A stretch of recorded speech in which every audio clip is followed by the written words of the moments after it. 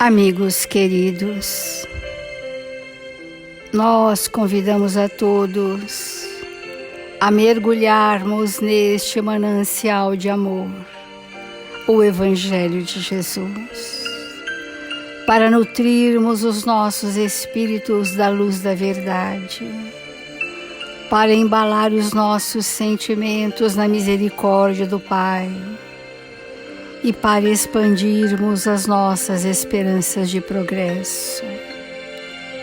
Que este manancial de amor reverbere em nossas consciências e que Jesus, amado Mestre, possa uma vez mais espargir sobre toda a humanidade da Terra as vibrações do seu amor, de alento e esperança. Onde quer que haja dor, possam haver corações misericordiosos a serviço do Cristo na terra, mãos estendidas a amparar, corações calorosos a acolher e rumos certos sinalizados pelos benfeitores da humanidade na terra. Nós confiamos, Senhor, na grandeza do seu amor e nos curvamos diante desta grandeza para humildemente pedir-te amparo e proteção ao nosso singelo momento de reflexões sobre o seu Evangelho. Guarda-nos em sua paz, Senhor, e faze de nós instrumentos dignos e úteis onde quer que estejamos. Que os amigos espirituais apostos que solenemente se apresentam neste ambiente possam nos envolver em suas vibrações lúcidas e amorosas. Obrigada, amigos queridos. Obrigada, Senhor Jesus, e que assim seja, Mestre.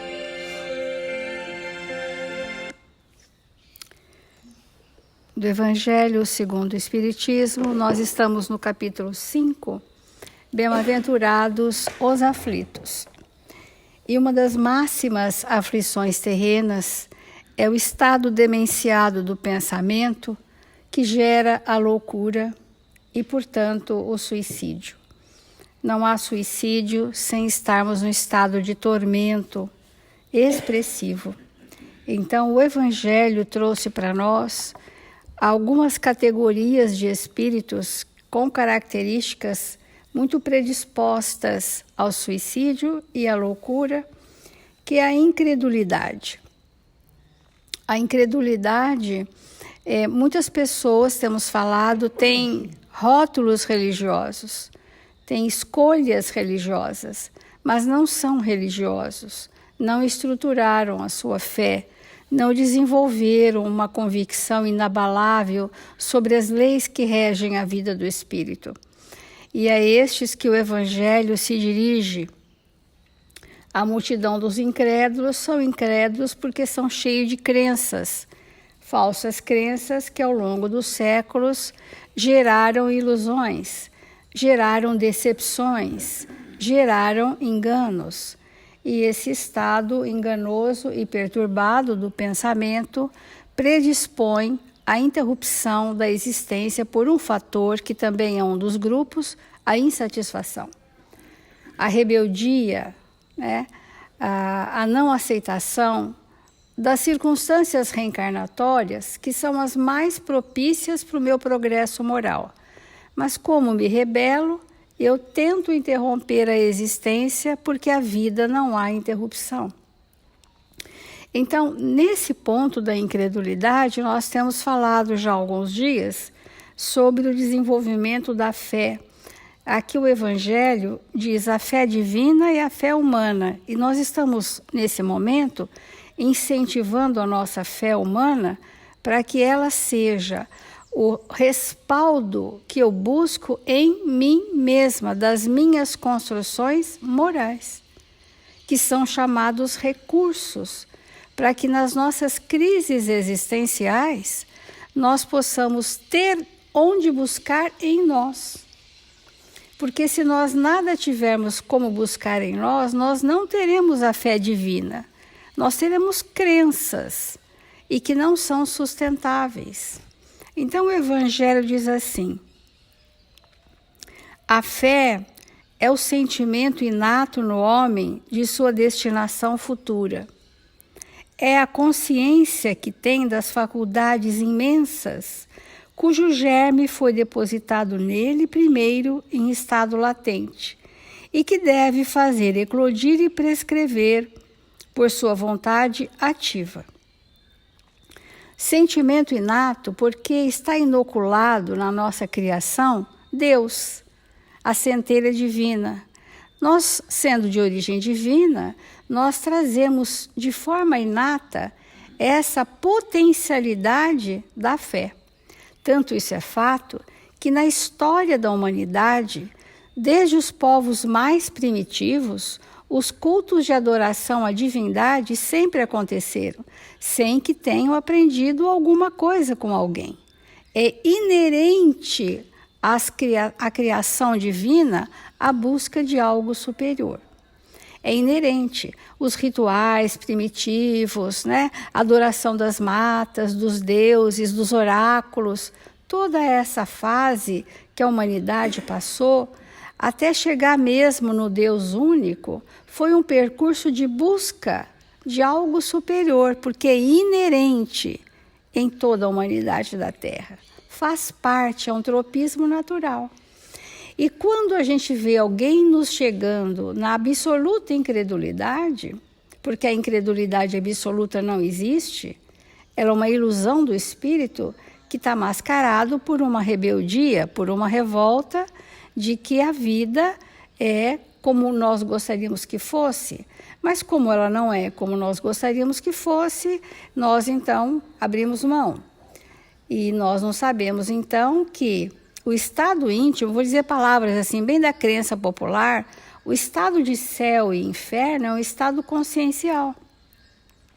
Então a pessoa pode estar no estado, entre aspas, infernal, que é um estado de trevas íntimas, que onde quer que ela esteja, no mundo espiritual, no mundo corporal, ela levará com ela o estado interno, porque é intrínseco, é inerente àquela pessoa. Assim como o estado de céu, o estado de felicidade, é inerente à parte íntima do espírito. Então, quando a gente diz assim, o germe da fé é depositado em nós e está em estado latente, e que deve fazer eclodir e crescer por sua vontade ativa, se não for a nossa vontade operosa, isso não se expandirá. E nós podemos dizer que aguardamos muito essa expansão, como se alguma coisa fosse nos acontecer e que essa fé viesse. Isso não é o fato, porque isso é uma imaturidade nossa, uma ilusão. A fé é uma obra construída. O que é a nossa fé? É a experiência que nós temos sobre o que já sabemos. E muitas coisas que sabemos e não vivemos é inócua, não me garante o equilíbrio. Então, eu trouxe uma página que nós vamos iniciar hoje, durante a semana falaremos sobre isso. É muito importante, ainda dentro da fé humana, ou seja, a confiança que nós precisamos ter sobre os recursos que nós já trazemos em nós, sobre as nossas habilidades, talentos, vocações, experiências, porque são essas que precisamos acionar nas crises. E quando não conseguimos acionar, nós dizemos eu nada sei, eu nada posso, eu nada consigo, que é a negação de si mesmo. Então, o Emmanuel, no livro Fonte Viva, traz uma lição que chama Obreiro sem fé. Obreiros são os trabalhadores da vinha do Senhor, em qualquer crença religiosa. Vamos nos ater aos obreiros espíritas cristãos, para nós vermos se de alguma sorte nós já passamos por esse momento ou ainda estamos passando por esse momento que o Emmanuel vai citar para nós. e eu te mostrarei a minha fé pelas minhas obras. Em todos os lugares, diz Emmanuel, vemos o obreiro sem fé, espalhando inquietação e desânimo, porque a insatisfação, que é a queixa da vitimização, é própria dos espíritos incrédulos e, portanto, ingratos à lei. E nós vemos em todos os lugares, as pessoas vêm à casa espírita, fazem os seus afazeres, mas não dão conta de nenhum testemunho nas adversidades do caminho, né? Devota-se a determinado empreendimento de caridade e abandona-o. Quantos não são aqueles dos nossos companheiros que já iniciaram um trabalho, largaram outro, mudaram de casa espírita, mudaram de religião, mudaram de atividades e estão sempre abandonando, né? E murmuram ainda assim, diz Emmanuel, para quê? Para que eu vou me dedicar ao mundo? Nada vale. O mundo, segundo Emmanuel, não presta. Então, esse é um padrão de pensamento de desistência, que vai formar o perfil do espírito que traz a característica de desistir de si, desistir da existência. Então, ele abandona, para quê? Nada vale. Mas, obviamente, que eu vejo o mundo a partir do meu mundo interno. Se eu sinto que o mundo nada vale, é porque este sentimento me pertence. E é isto que eu penso sobre mim mesma também. Compromete-se em deveres comuns e sem qualquer mostra de persistência, se faz demissionário de obrigações edificantes. Outra desistência. Se faz demissionário de obrigações edificantes, alegando, não nasci para o servilismo desonroso. Se essa atividade honrada fosse, por exemplo, varrer o chão todos os dias da sua casa espírita, fosse colocar copinhos de água para serem fluidificadas, ou fazer uma refeição para os menos favorecidos. Esse é um ato de humildade que o espírito altivo, encrudecido na incredulidade, não desenvolveu. Então ele diz assim, não só não nasci para o servilismo, como ele sempre requer posições de destaque. Mas por que eu não estou coordenando isso, ou fazendo aquilo, ou dirigindo aquilo outro? Né? Que é um contrassenso do estado de servir em nome de Jesus. Outros aproximam-se da fé religiosa para desfrutar-lhe os benefícios. Chegam sofridos, aflitos, perturbados, crises ansiosas, obsessões espirituais, para serem beneficiados. E graças a Deus são beneficiados, porque a misericórdia de Deus contempla a todos nós nas nossas dores. São beneficiados. Entretanto, logo após, relega ao esquecimento, asseverando a fé religiosa. Tudo isso é mentira e complicação. Ele já está aliviado e ele, então, de novo abandona. Ora, é mais um traço do perfil da personalidade dos espíritos que desistem. E mais, se for convidado à posição de evidência, repete o velho estribilho.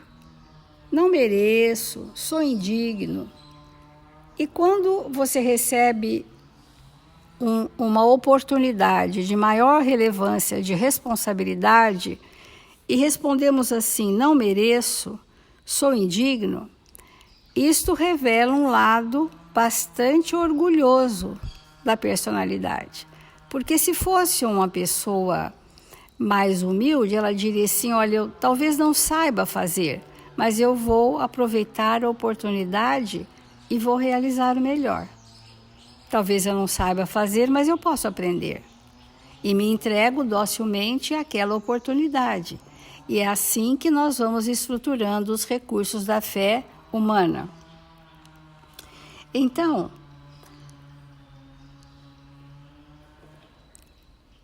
transita de situação em situação entre a lamúria e a indisciplina com largo tempo para sentir-se perseguido e desconsiderado.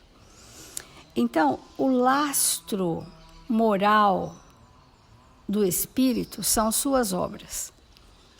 E só tem obras quem ama, quem perdoa, quem concede, quem renuncia, quem se sacrifica, quem é abnegado, quem tem devotamento, porque as obras são frutos da caridade moral nos relacionamentos. Todo aquele que está no perfil da desistência, do abandono, ele está no desamor. A incapacidade de amar é superlativa. Amar perdoando, amar renunciando, amar se sacrificando, amar se doando. Porque se esse espírito desenvolver a capacidade do sentir amor pelo outro, ele se vincula à vida, a si mesmo, às oportunidades, aos trabalhos. Por mais, e a gente tem falado isso todos os dias, que nós possamos querer convencer alguém do quanto ele é amado, não é suficiente. Ele precisa amar para querer ficar. E via de regra, a dificuldade de amar está relacionada ao perdão, né? São uma sucessão de mágoas, porque nos achamos vitimizados, nos achamos desrespeitados, né? Nos achamos humilhados. E por isso esse engano de pensamento nos leva a esse estado permanente do desamor. E é isso que gera as falências reencarnatórias, a recusa reencarnatória, a desistência de compromissos, abrir mão de oportunidades. E eu fico, então, aqueles de nós que assim vivemos, depauperados dos chamados recursos íntimos. Que nas horas de crise todos nós passamos desafios, precisamos saber acionar. Até para nós abrirmos o coração para receber o amparo das pessoas, nós precisamos ter desenvolvido os nossos recursos. Vamos refletir.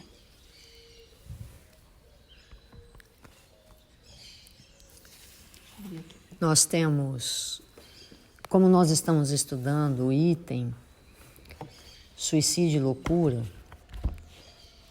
e os espíritos superiores nos esclarecem que quando nós alimentamos um pensamento de desistência, isso sempre está ligado a uma incredulidade, por mais que a gente diga, eu acredito em Deus, eu acredito nisso ou naquilo, nós podemos ter uma crença, mas essa crença não ser suficientemente forte, estruturada, para impedir atos de violência contra nós mesmos. Então, a doutrina espírita nos esclarece algo extremamente importante, que enquanto nós não compreendemos, nós vamos tendo uma existência atrás de outra existência e de outra, e seguida de milhares, e nós vamos ao mundo espiritual, seja por desencarne natural ou provocado, vamos ao mundo espiritual, voltamos para assumir a consequência dos nossos atos, vamos e voltamos, sem muito aproveitamento. Quando que o espírito começa a ter um aproveitamento real, que agora ele diz para ele, agora sim, eu vou aproveitar com força a minha vida, a existência que Deus me conferiu agora. Quando que isso começa? Na vida do espírito, e ele interrompe esse ciclo de ir e vir, sem muita consciência e pouco aproveitamento. Quando isso acontece? Quando ele entende, na mente e no coração, que nós, no universo, estamos regidos pela lei do amor. Mas o que isso significa? Significa que todas as vezes que nós fugimos dessa lei que nos rege, nós nos perdemos. E até nós nos encontrarmos de novo, encontrar o caminho pode levar um tempo muito prolongado. Então, uma coisa importante é assim: quantas vezes na existência nós sentimos que desviamos do caminho? Não era por ali. Não era com aquela pessoa. Não era aquela profissão. Não era aquele lugar. Não era aquela cidade. Não era aquilo. Quantas vezes isso acontece? E isso acontece porque naquele momento nós nos opomos à lei de amor. Não prestamos atenção nesta lei. E quando o espírito começa a prestar atenção nisso, de manhã, de tarde, de noite, hoje, amanhã e para sempre, ele interrompe esse ciclo de reencarnações pouco proveitosas. Por quê? Qualquer coisa que ele vai fazer, ele pergunta: mas isso que eu estou fazendo está dentro da lei de amor? Está. Então, pronto, vou fazer. Não está dentro da lei de amor? O que é que eu estou fazendo então? Se não está dentro, eu estou pegando um caminho paralelo, que eu vou andar até me cansar, até ter que voltar no ponto que eu parei.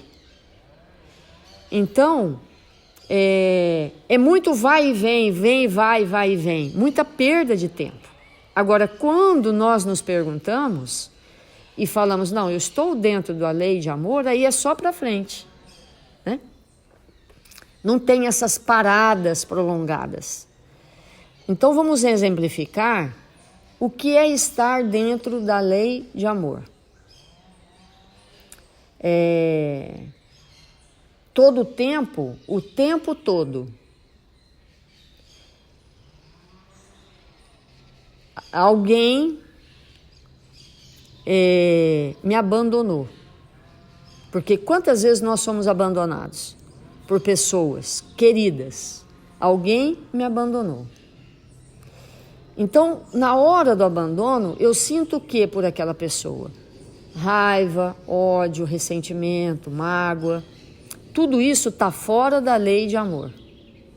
Tudo isso é um caminho que agora eu peguei paralelo, porque eu estou construindo imagens e pensamentos que vai comprometer a minha lucidez, que vai comprometer a minha forma de ser, de pensar e principalmente de sentir Deus. Agora, alguém me abandonou. Se a lei é de amor, o que eu vou fazer com essa pessoa que me abandonou? Eu vou tentar compreendê-la, entender que ela é uma criança espiritual, que ela não sabe o que está fazendo, que se ela está abandonando um compromisso, ela está abandonando a ela mesma. Eu vou começar a ter uma série de raciocínios e pensamentos que é próprio da lei de amor. Porque aí eu começo a me socorrer diante daquele fato que está acontecendo. Eu começo a ter um pensamento compatível com o amor. Eu vou amar você, que é o que Jesus veio nos ensinar. Amar os inimigos, amar aqueles que são para nós amar. Olha, amar os inimigos, praticar com aquele que me fere a lei de amor. E para aqueles que eu considero muito, que eu gosto muito, que eu já amo, também a lei de amor. Então, não sair da lei de amor acelera muito a nossa evolução e faz com que a gente seja mais feliz num tempo mais curto. Então, quando o espírito pensa em desistir, quando o espírito fica num estado de tormento íntimo, que ele pode chamar de depressão, de ansiedade, de nervosismo, de tristeza, de qualquer coisa, quando ele entra nesse estado, o que acontece com ele? Ele criou ao redor dele, por aquilo que ele está pensando, uma redoma que o impede de sentir as emanações de Deus.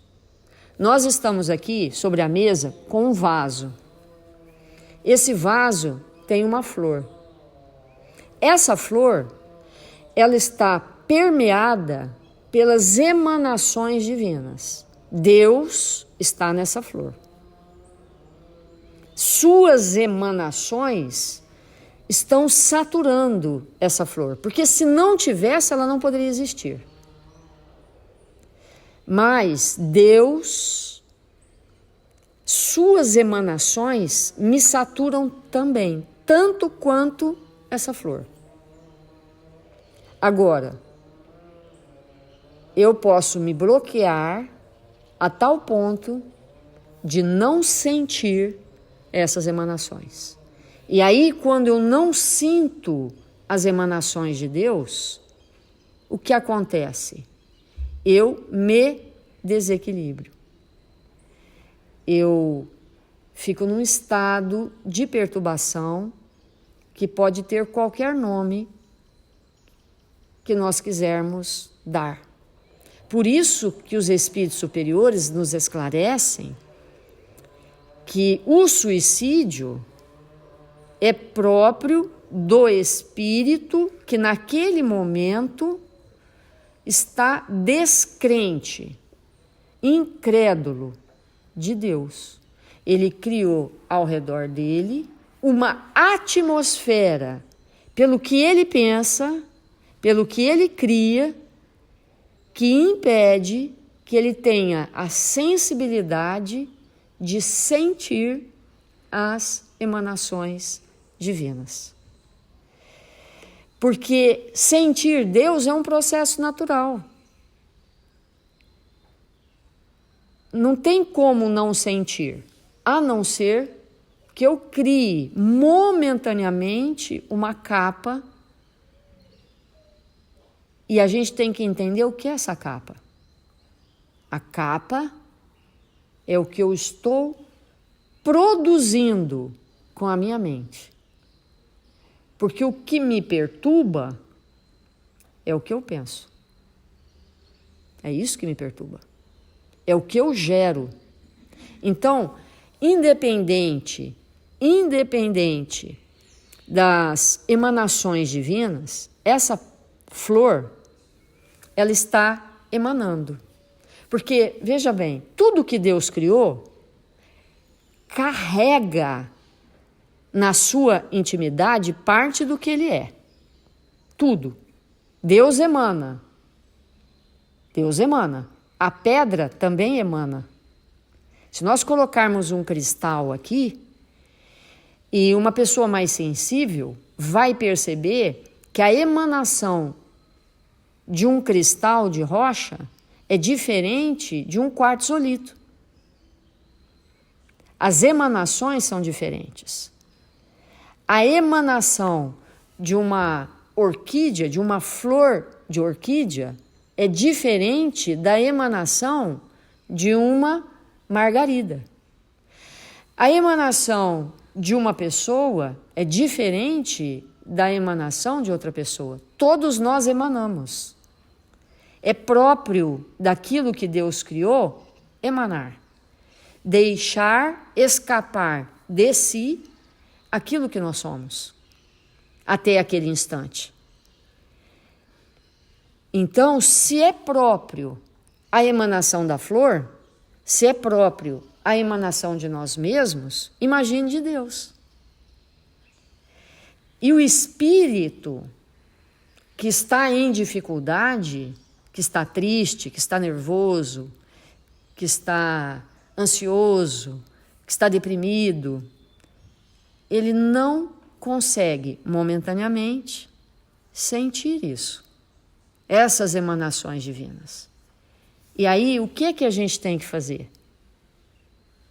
Qual que é o recurso principal para que nós possamos voltar a sentir essas emanações? É identificar imediatamente quais são esses pensamentos contrários ao bem e à lei de amor que eu estou criando na minha mente, que está impedindo que eu sinta Deus em mim.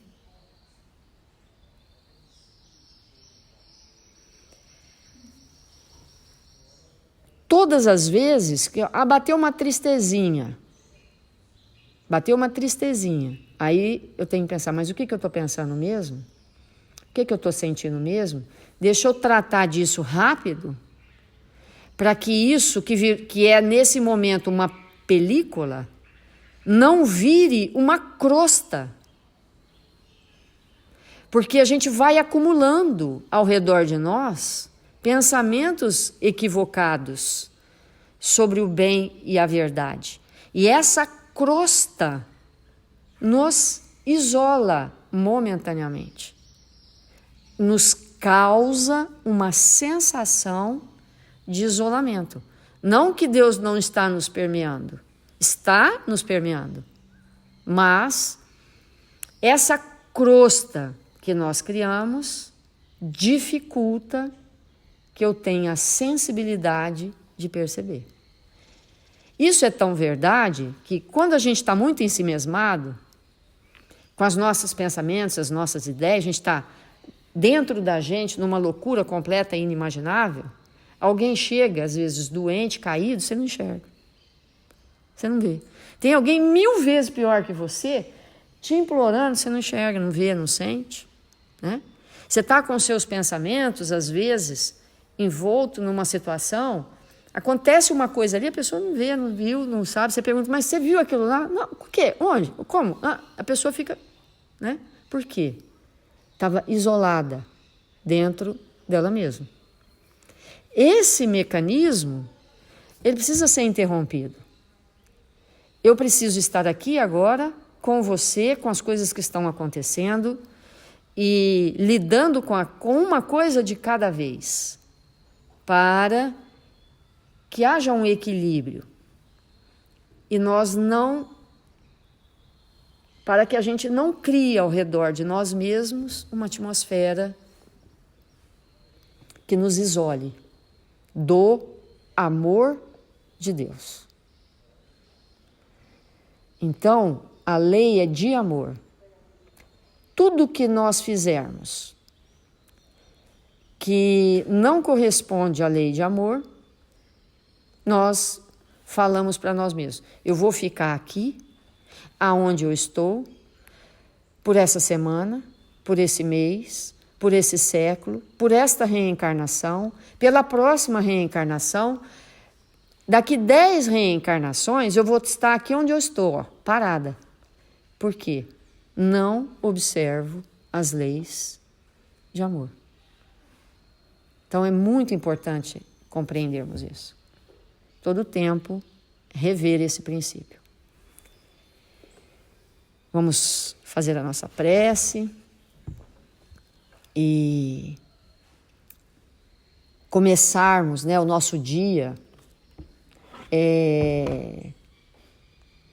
limpando os nossos pensamentos, afastando de nós, trazendo novas ideias luminosas, nos encantando com as coisas simples, com o sorriso de alguém, com uma flor na janela, com uma música, com esses ambientes extraordinários que o Pai cria, esses cenários maravilhosos, para a gente se pacificar.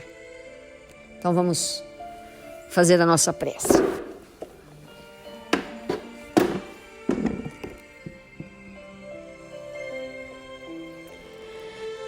Deus, nosso Pai, eis-nos aqui, Senhor, desejosos de sermos abençoados pelo Seu amor, desejosos de Te sentir a presença em nossa intimidade, para que possamos nos sentir saudáveis, amorosos, dispostos ao bem e à verdade. Queremos Te agradecer, Senhor, por tudo que a vida nos proporciona. Agradecer pelo corpo, agradecer, Senhor, pelo sol, pelos elementos da natureza, agradecer, Senhor, pela nossa família, pelos nossos amigos, pela religião que esposamos, que nos sustenta com a verdade. Agradecer, Senhor, por tudo que a vida nos proporciona, para que possamos nos tornar espíritos felizes. Que nesta manhã gloriosa das nossas vidas, possamos estender os nossos melhores sentimentos para aqueles que nos cercam.